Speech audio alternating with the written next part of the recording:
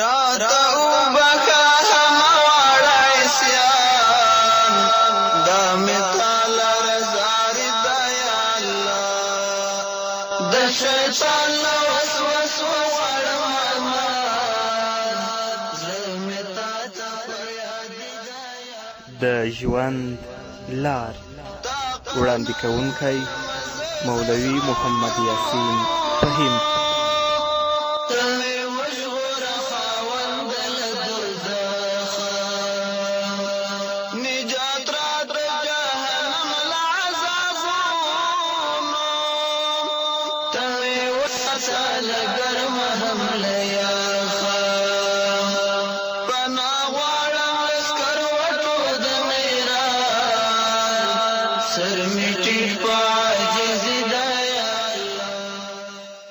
بسم الله الرحمن الرحيم. الحمد لله رب العالمين حمد الشاكرين، الصلاة والسلام على سيد الأنبياء والمرسلين سيدنا ونبينا وشفيعنا ومولانا محمد وعلى آله وأصحابه الطيبين الطاهرين. قدرمنو اوریدونکو د ژوند د لارې د خپرونې مینوالو، السلام علیکم ورحمة الله وبرکاته. ستاسو روغتیا او خوشحالي د پاک رب نه غواړم په دې هیله چې د صحت او عافیت جامې په تن ولرئ او خوشحالي مو په برخه وي. دا دی زه محمد یاسین فهیم د ژوند د لارې د خپرونې په وړاندې کولو کې ستاسو په خدمت کې یم په دې هیله چې دا خپرونه ستاسو د پام وړ وګرځي. زموږ د نننۍ خپرونې موضوع پاکوونکي عملونه چې انسان د ګناه نه پاکوي او چې کله رب العزت ته ورځي نو رب العزت به هغه سره په آسانه سره حساب کوي او الله به جنت ته داخلوي. الله رب العزت په سورة زمر کې فرمایي اعوذ بالله من الشیطان الرجیم وسیق الذین اتقوا ربهم الى الجنة زمرا حتى اذا جاءوها وفتحت ابوابها وقال لهم خزنتها سلام علیکم طبتم فادخلوها خالدین. الله وایي هغه خلک چې له خپل پروردګار څخه ویریدلی دي او له ګناه څخه یې ځانونه ساتلی دي جنت ته به ډلې ډلې بیول کیږي او همدارنګه جنت ته به ډلې ډلې رابلل کیږي تر دې چې کله ورته راشي کله جنت ته راشي نو دروازې به د جنت دوی ته پرانستلی شي او پر جنت باندې مقررې ملائکې به دوی ته وایي پر تاسې د سلامتیا وي تاسې له ګناه څخه پاک شوي یاست. نو دوی به وروسته د دې جنت ته داخل شي او په جنت کې به تاسو هغه ملکې ورته چې تاسو به همیش یاست. همداراز الله رب العزت په صورت نحل کې فرمایي الذین تتوفاهم الملائکة طیبین یقولون سلام علیکم ادخلوا الجنه. هغه کسان چې له ګناهونو څخه د پاکوالي په حال کې ملائک روحونه اخلي نو ملائکې به ورته وایي تاسې په امن کې یاست جنت ته داخل شئ. الله رب العزت دې موږ په خپل ژوند کې د ګناهونو نه پاک کړي تر څو چې ملکې موږ ته هم ووایي چې سلام علیکم ادخلوا الجنه او تاسو د سلامتیا وي او جنت ته داخل شئ. امام ابن قیم رحمه الله په خپل کتاب مدارج السالکین کې لیکي چې د الله رب العزت د دې ویناوو څخه دا څرګندیږي چې په جنت کې یوه ذره نجاست او چټلي هم نشته او بنده تر هغه جنت ته نشي داخلیدلی تر څو چې له ګناه څخه پاک شوی نه وي ځکه چې جنت پاک دی او پرته له پاکانو نور خلک ورته نشي ورتللی. همدارنګه امام ابن قیم رحمه الله لیکي په دنیا کې د بنده پاکوالی په 4 شیانو ترسره کیږي. که یو مسلمان انسان غواړي چې ځان په دنیا کې له ګناهونو څخه پاک کړي او د الله د عذاب نه بچ شي نو د 4 شیانو ته دې متوجه شي چې یو توبه، دویم استغفار، دریم نیک عمل او 4 مصیبتونه. څوک چې توبه وباسي الله یې پاکوي، څوک چې استغفار وایي الله یې پاکوي، څوک چې نیک عملونه کوي په دې نیک عملونه به الله بد عملونه محوه کوي او هغه چا باندې چې په دنیا کې مصیبتونه کړاوونه او تکلیفونه راځي او هغه ګالي په هغه باندې صبر کوي الله به په دې مصیبتونو باندې چې دې صبر کړی د دې ګناهونه پاکوي دا به د ګناه نه پاکوي. که چیرې په دې 4 شیانو باندې یو څوک پاک شي یعنی په دنیا کې توبه مې ایستلې استغفار یې ویلی نیک عملونه یې کړي او کوم مصیبتونه چې په دې باندې راغلي په هغه باندې صبر کړی نو که په دې 4 شیانو باندې پاک شه نو د هغو خلکو له جملې څخه به وګرځي چې ملایکې له ګناه څخه د پاکوالي په حال کې روحونه اخلي. هغه مهال ملائکې به دوی ته ډاډګیرنه ورکوي او د جنت زیره به ورته اوروي لکه څنګه چې رب العزت په صورت حمیم سجده کې فرمایي تتنزل عليهم الملائکة الا تخافوا ولا تحزنوا وابشروا بالجنة التي كنتم توعدون نحن أولياؤكم في الحياة الدنيا وفي الآخرة ولكم فيها ما تشتهي أنفسكم ولكم فيها ما تدعون نزلا من غفور رحیم. داسې انسانانو ته به په دنیا کې او د مرګ په مهال دوی ته به ملائکې راښکته کیږي او ورته به وایي چې تاسو مه ویریږئ او مه غمجن کیږئ او د هغه جنت زیری واورئ چې له تاسې سره په دنیا کې وعده شوې ده. د دنیا په ژوند کې موږ هم ستاسې ملګري او دوستان یو او په آخرت کې هم تاسې ته به په جنت کې هغه څه درکول کیږي چې مینه ورسره لرئ او تاسو یې غواړئ. دا به د زیات بخونکي او نهایت مهربان ذات له طرفه تاسې ته میلمستیا وي. هغه انسان چې په دنیا کې نیک عملونه کوي، توبې وباسي، استغفار وایي، د مصیبتونو باندې صبر کوي، هغه د الله له طرفه بلی. نو ملکې چې د دوی روحونه اخلي، د روح اخیستلو په وخت کې به دوی ته د جنت بشارت ورکوي او دوی ته به ډاډګیرنه ورکوي چې تاسو مه ویرېږئ په هیڅ وخت کې. او د جنت زیری چې ورکوي دا به هم ورته وایي چې جنت کې تاسو لپاره هغه شیان دي چې تاسو یې غواړئ او دا ټول د الله له طرفه تاسو ته میلمستیا ده. او هغه انسان چې په دنیا کې په بدبختیو په مصیبتونو باندې اخته وي، په فحشا او په منکراتو باندې اخته وي، الله ته توبه نه وباسي، استغفار نه وایي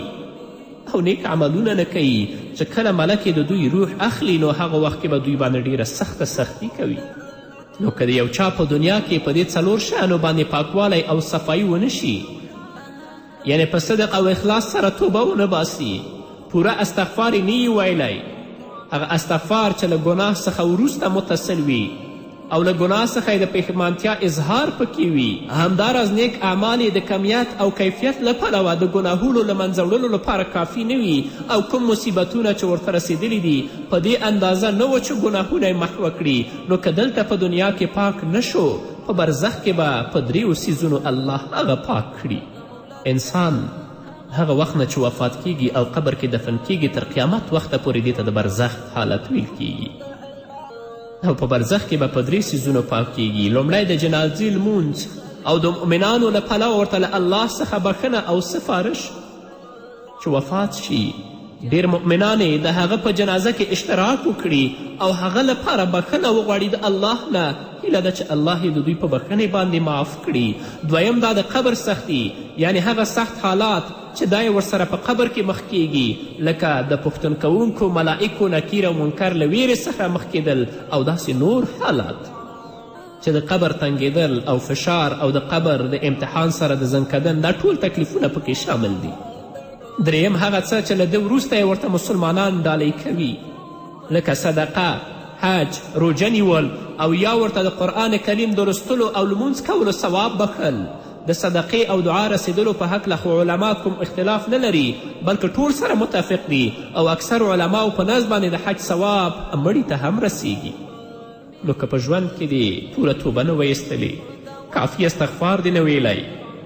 نیک اعمال دې د کمیت او کیفیت له پلوه د ګناهونو له منځه وړلو لپاره کافي نه ول او کوم مصیبتونه چې در باندې راغلي وو یا دې صبر نه وکړی یا ستا د ګناه د محوه کولو لپاره کافي نه ول، نو په مرزخ کې به د الله په 3 څیزونو پاکوي. یو د جنازې لمونځ باندې، او دویم د قبر سخت حالاتو باندې، دریم هغه ایصال ثواب چې وروسته د مرګه تا پسې ستا دوستان کوي.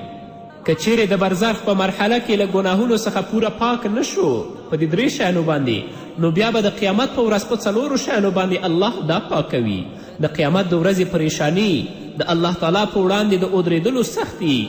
او هغه څوک چې ستا شفاعت کوي د هغو د شفاعت کولو په واسطه، او د هر څه نه مهم د الله رب العزت لخوا ورته له ګناهونو څخه تېرېدل او معافي کول. او که چیرې دغه 4 یې د پاکوالي لپاره بس نشوه، نو بیا ضرور ده چې د اور بڼې ته به ور وړاندې شي، تر څو یې چټلي ختمه شي. په حقیقت کې اور ته داخلېدل د ده لپاره رحمت دی، تر څو هلته پاک او صفا شي، او په دوزخ کې به د ده د پاتې کېدل د خپلو چټلیو، یعنی د خپل د ګناهونو د زیاتوالي او کموالي په اندازې سره وي. که ګناه زیاته وه د هغه عذاب به زیات ویني او که ګناه یې کمه وه د هغه عذاب به کم ویني. نو کله چې له خپل ګناهونو نه په جهنم کې پاک او صفا شي نو اور څخه به راووځي او الله رب العزت به دا جنت ته داخل کړي. همدارنګه امام ابن قیم رحمه الله د بنده په ژوند کې د ګناه د بخښنې د اسبابو په اړه په خپل کتاب کې بل ځای کې وایي فلأهل الذنوب ثلاثة انهار عظام یتطهرون بها فی الدنیا. امام ابن قیم وایي د ګناهګارانو لپاره 3 غټ سیندونه دي چې په دنیا کې ورباندې پاکیږي، نو که هغه د پاکوالي لپاره کافي نشول بیا به په آخرت کې د دوزخ په سیند باندې پاکیږي. هغه دنیوي سیندونه دا دي د خالص توبې سیند، د هغو نیکیو سیند چې ورڅخه د چاپیره شوو ګناهونو له منځه وړلو لپاره کافي وي، او د هغو لویو مصیبتونو سیند چې ګناه لره محوه کوونکي وي. نو کله چې الله تعالی یو بنده ته د خیر اراده وکړي د دې 3 عملونو سیندونو ته داخل کړي تر څو په قیامت کې پاک او بخښل شوی راوځي او بیا د پاکوالي 4م سبب ته اړتیا ونه لري. الله رب العزت دې موږ ته په دنیا کې د نیکو اعمالو توفیق راکړي تر څو د خپلو نیکو عملونو په واسطه باندې د خپل ګناهونه پاک کړو. الله دې موږ ته د توبې توفیق راکړي، موږ ته د استغفار ویلو توفیق راکړي چې په دنیا کې صحیح توبه وباسو، د خپلو ګناهونو باندې پښیمانتیا وکړو، نیکو عملونو ته مخه کړو، د الله نه مغفرت او بخښنه وغواړو او همدارنګه کوم مصیبتونه او کوم کړاوونه چې په موږ باندې راځي په هغه باندې صبر وکړو او د هغه نیکه بدله د پروردګار نه وغواړو. او که په دنیا کې داسې په غفلت کې زموږ ژوند وي چې موږ نه توبې ته ارزښت ورکو، نه استغفار ته ارزښت ورکو او نه نیک عملونه کوو او کوم مصیبتونه او کړاوونه چې راځي په هغه کې 100 رنګه خبرې اترې هم وکړو، نو بیا به د الله په نزد باندې شرمنده او سرښکته ولاړ یو او د برزخ ژوند او همدارنګه وروستنی ژوند به هغه زموږ د ګناهونو د پاکوالي لپاره کافي نه وي. الله به بیا جهنم ته داخلی تر څو د ګناهونو نه پاک کړي. نه قدرمنو اوریدونکو، راشئ د خپل د دې لنډ ژوند نه د دې محدود ژوند نه په استفادې سره د خپل ابدي ژوند ښایسته کړئ. د دنیا په لذاتو د دنیا په مادیاتو باندې مه دوکه کیږئ، په دې باندې په غرور کې مه غورځېږئ، کبر پرې مه کوئ، الله ته مخ راوړئ. خپله هم الله ته متوجه شئ، د خپله اولاد د خپله کورنۍ هم الله طرف ته وهڅوئ، د الله دین طرف ته یې وهڅوئ تر څو عزت د دنیا او د آخرت الله زموږ او ستاسې په برخه کړي. او که په دنیا کې داسې غافلانه ژوند ولرو، مرګ موږ ته په انتظار کې دی، یو ورځ به زموږ ور وډبوي او الله ته به ورځو، بیا به موږ سره څه نه وي چې الله ته به یې پیش کړو. هلته دروغ هم نشته، هلته رشوت هم نشته، هلته قسمونه هم نشته. کوم عملونه چې ستا په خپل بدن باندې کړي، خپل بدن به چې ستا محبوب دی هغه به په تا باندې شاهدي وایي، بیا به تا سره ځواب نه وي. هغه 4 شیان چې په خپل ژوند کې انسان د ګناه نه پاکوي، لومړی په هغو کې توبه او استغفار و. الله رب العزت په سورة تحریم کې فرمایي یا ایها الذین آمنوا توبوا الی الله توبة نصوحا عسى ربكم ان يكفر عنكم سيئاتكم ويدخلكم جنات تجري من تحتها الانهار. الله وایي چې ای مؤمنانو، الله ته صفا او خالصه توبه وباسئ، زر دی چې ستاسو پروردګار ستاسو ګناهونه وبخي او داسې جنتونو ته به هم داخل کړي چې ویالې د هغه جنتونو لاندې بهیږي. علما کرام فرمایي چې نصوح توبه دا ده چې د توبې شرایط پکې پوره شي. هغه دا چې بنده په حاضر وخت کې ګناه پرېږدي، بنده فی الحال ګناه پرېږدي، په تیر وخت یعنی په ماضي باندې پښیمانتیا وکړي چې کوم ګناهونه یې کړي دي، په راتلونکي کې ورته د بیا راګرځېدلو عزم ونه لري، یعنی په راتلونکي زمانه کې به د ګناه تصمیم اصلا نه لري. او که د انسان حق یې تلف کړی، د چا حقوق پر ده باندې وي، هغه دې هغه ته وسپاري یا دې د هغه نه معافي وغواړي. حافظ ابن حجر رحمه الله په فتح الباری کې لیکي چې د الله تعالی په حق کې د بنده له پلوه د ګناه ځینې کارونه داسې دي چې توبه ویستلې یوازې په پرېښودلو یعنی ترک سره، یعنی یوازې په پرېښودلو او ترک سره ده. خو ځینې عملونه داسې دي چې په شریعت کې یوازې په پرېښودلو باندې اکتفا نه ده شوې، بلکې قضا او کفاره هم لازم ده. نو هغو کارونو نه چې الله نهیې کړې ده د هغې نه باید انسان ځان وساتي او کم د الله احکام چې تا پریښي وي نو د هغو قضایي په تا باندې لازم ده چې د هغو اعاده وکړې که هغه روژه وي که مونځ وي. امام غزالی صاحب د دې تفصیل کړی. امام غزالی صاحب فرمایلی چې د حقونو ضایع کول په 3 ډوله دي. لومړی هغه چې بنده له فرایضو څخه کومه فریضه پرېږدي لکه مونځ، روژه، زکات، کفاره او داسې نور، نو له دې څخه خلاصون په دې سره دی چې د امکان په صورت کې قضایي او اعاده وشي. دویم هغه ناروا کار چې بنده ورته راتګ کړی وي لکه شراب څکل، د شپېلۍ وهل، سود خوړل او داسې نور، له دې څخه ځان خلاصول په دې سره دي چې ورباندې پښیمانه شي او بیا ورته هیڅکله راونه ګرځي. دریم هغه ګناهونه چې د بنده او نورو بندگانو ترمنځ وي چې په دې کې سختی او اشکال زیات دی او دغه قسم ګناهونه یا خو به د یو چا له پلوه ځان سره تړاو لري یا یې له مال سره یا د هغه د عزت سره یا د هغه دین سره. نو که د چا حق چا ضایع کړی وي کې مال وي نو باید چې مال یې وروسپاري. که د چا غیبت یې کړی د هغه نه دې بخښنه وغواړي. که د چا پت او عزت سپکاوی کړی وي نو باید چې د هغه نه بخښنه وغواړي. حافظ ابن کثیر رحمه الله په خپل تفسیر ابن کثیر کې لیکي کله چې توبه په جزم او قاطعیت سره وي او شروط یې هم برابر وي نو ګناهونه له منځه وړي او ګناهونه محوه کوي، لکه څرنګه چې په صحیح حدیث کې رسول الله صلی الله علیه وسلم فرمایلی دي الاسلام یجب ما قبله و توبة تجب ما قبلها. اسلام د انسان هغه بد عملونه له منځه وړي چې مخکې ورڅخه شوي دي، یعنې د کفر په حالت کې، او توبه محوه کوي هغه ګناهونه چې مخکې د دې انسان نه صادر شوي وي خو چې توبه سالمه او صحیح او نصوح توبه وي. دا نه چې نن توبه سبا بیا ګناه، سبا توبه بله ورځ بیا ګناه. رسول الله صلی الله علیه وسلم فرمایلی دي هغه انسان چې دا کار کوي کل مستهزی بربه، گویا چې په خپل رب باندې نعوذ بالله مسخره کوي، نه چې توبه وباسي. ډیر په اخلاص او ډیر په صداقت سره الله ته توبه وباسه، په مخکې ګونې او ګناهونو باندې پښیمانه شه، په راتلونکو کې نیک عملونو ته مخه کړه او دا تصمیم ولره چې هیڅکله به بیا زه ګناه ته مخ نه راوړم. رسول الله صلی الله علیه وسلم په بل ځای کې فرمایي الطائب من الذنب کمن لا ذنب له. له ګناه څخه توبه ویستونکی داسې دی لکه څوک چې ګناه ونه لري.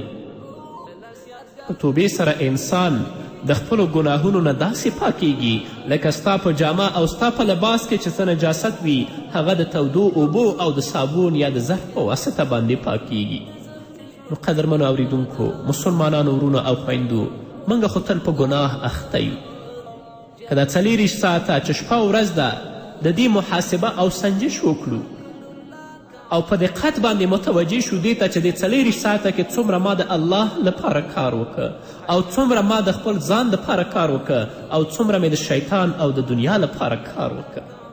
نو بیا انسان ته معلومات کیږي. خو کله موږ هم دا ځان سره محاسبه نه ده کړې، بس ژوند هم دی په غفلت کې او په ګنسي کې تیریږي. نه، مسلمان دپاره دا پکار ده چې ځان بیدار کړي. مسلمان لپاره دا پکار ده چې ځان ویښ کړي، د الله کلام ته رجوع وکړي، د رسول الله احادیثو ته رجوع وکړي او د خپل ژوند، د خپل کورنۍ ژوند، د خپل اولاد ژوند د الله د کلام په رڼا کې، د محمد رسول الله صلی الله علیه وسلم د احادیثو په رڼا کې تیرې کړي. الله موږ ته مهلت راکوي. د الله په صبر باندې مه دوکه کیږئ چې الله بیا ونیولی، د الله له نیولو نه بیا خلاصون نه لرئ. ان اخذ ربک لشدید. نن ډیر زموږ وروڼه دي چې په بدو کارونو باندې اخته دي، ډیرې خویندې دي داسې چې په بدو کارونو باندې اخته دي. دا له دې وجې نه چې هغوی سره د الله ویره نشته، هغوی الله صحیح نه دی پیژندلی. د هغه چا په زړه کې چې د الله ویره پرته وي، د الله مینه پرته وي، د رسول الله محبت پروت وي، هغه به هیڅکله بدو کارونو ته، فجایعو ته مخه رانه وړي. که د ځواني په وخت کې هم الله ځان سره ولره، که د بوډاتوب په وخت کې هم الله ځان سره ولره. د الله نه ویرېږه، مرګ به تا ته راشي، بیا به الله ته سرښکته او شرمنده ولاړ او په کوم وخت کې چې اسرائیل د ستا روح اخلي، هغه د زنکدن آلت به د ستا څه وي. هغه انسان که هغه زموږ خویندې دي یا وروڼه چې تل لپاره په معصیت او په ګناه کې اخته یي، کله هم الله ته مخ نه راوړي، د دنیا ژوند ځان دپاره ژوند ګڼي، د آخرت د ژوند بلکل هغه ته توجه نه لري، نو چې کله وفات کیږي په هغه وخت کې به شیطان دې ته راځي او د دنیا نه به یې بې ایمانه وړي. نه راځئ د دنیا د لنډ ژوند نه استفاده وکړئ، په خپل ژوند کې الله راضي کړئ،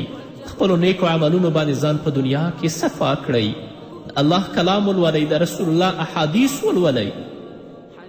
خپل اولاد دین طرف ته وهڅوئ، خپله کورنۍ اسلامي کورنۍ جوړه کړئ، په خپل کورنۍ کې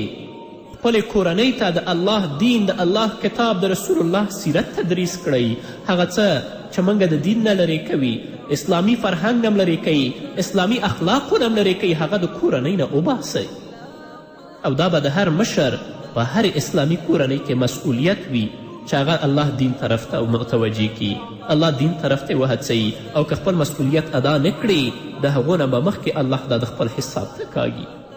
الله رب العزت دې موږ او تاسو ټولو ته د نیکو اعمالو توفیق راکړي، هغه اعمال چې په هغه باندې الله راضي کیږي، هغه اعمال چې په هغه باندې رسول الله راضي کیږي، هغه اعمال چې موږ په اوچته غاړه باندې الله ته دروي او د شرم نه او د ذلت نه بچ کوي.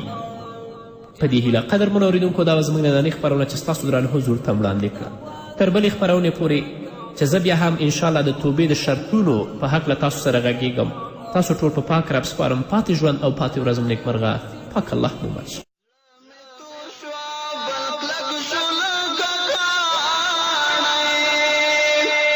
نرمیږي الله نه صفا کیږي د ګناه پیټی مې دروند شولو یا خدایه حال مې ورځ تر بلې ورځې خرابېږي بری راکړه مقابل کې د شیطان ډېره ستره دښمني ده یا الله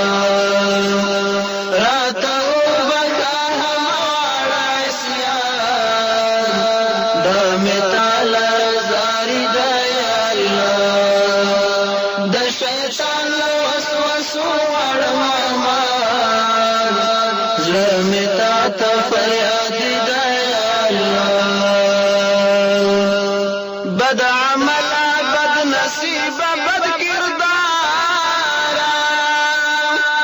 یم لما غړ ګناهګار په جهان نشته ته په ما وکړه کرم پروردګار یو عمل مې مطابق د قرآن نشته سبق رمزر حشر په میدان خو بستا مهربانی ده یا الله راته وبخه همواره عصیان دا مې تعالی رضاړي ده یا الله د شیطان له وسوسو غواړم امان زړه مې تا ته فریاد ده یا الله ما نیولې دي د زړه په سر غوږونه په توبو مې دي توبوي ذوالجلال ته معافي راته واړه ګناهونه صغیره که کبیره وي ذوالجلال په دې ټولو ګناهونو پښیمان ستا په در کې عباس ده یا الله په دې ټولو ګناهونو پښیمان ستا په در کې عباس ده یا الله راته